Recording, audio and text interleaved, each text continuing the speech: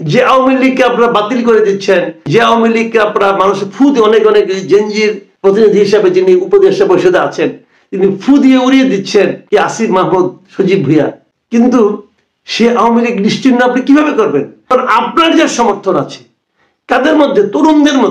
তরুণদের মধ্যে আপনার যা সমর্থন আছে, সেই তরুণদের মধ্যে আপনাদের চেয়ে বেশি লোক সমর্থন করে আওয়ামী লীগকে। আপনি কিভাবে বাতিল করে দেবেন আওয়ামী লীগকে? পারবেন না তো। চেষ্টা করলে আপনার শ্রম যাবে, ব্যর্থ হবেন।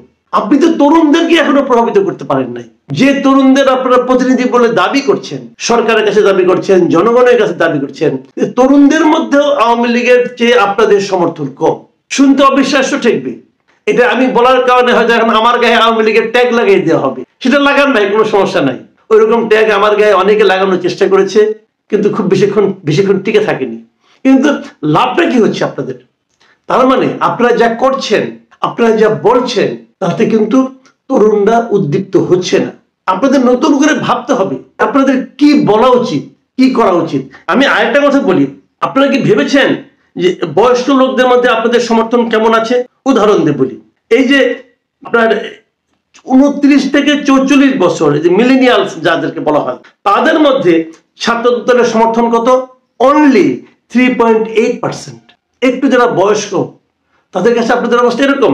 এবং যারা একটু প্রৌঢ়, আমরা বলি যে 45 থেকে 60 বছর যারা, তাদের মধ্যে আপনাদের প্রতি সমর্থন মাত্র 2.5%। মানে বয়স্করা মনেই করছে না যে আপনারা দেশ চালাতে পারবেন। আর যারা তারও চেয়ে বয়স্ক, 60-এর বেশি, তাদের মধ্যে আপনাদের প্রতি সমর্থন 1.6%। মানে তারা তো আরো মনে করছে না যে আপনারা কিছু করতে পারবেন। তাহলে কেমনে হবে ভাই? কেবলমাত্র সরকারের সমর্থন নিয়ে আপনারা কতদূর অগ্রসর হবেন?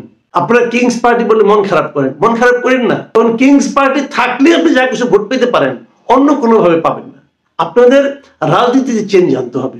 আপনাদের রাজনৈতিক নেতৃবৃন্দ, আপনাদের এরকম যে একটা বাতিল করে দেওয়ার রাজনীতি আপনারা করেন, অমুককে বাতিল করে দেবো, অমুককে দেশ থেকে বের করে দেবো, অমুকের বিচার না করলে ইলেকশন করবো না, এই যে যেগুলি বলেন না, এগুলি মানুষ ভয় পায়। এগুলি শুনে মানুষকে নিজের আস্থায় নিতে হবে।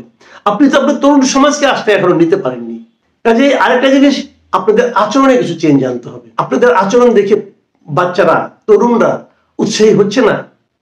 তারা হয়তো ভাবছে যে এরা সুযোগ পেয়ে অনেক কিছু করছে, ক্ষমতায় গেলে আরো অনেক কিছু করবে। কি ভাবছেন আপনারা ভাবুন। আমার ভাবনার কথা বললাম।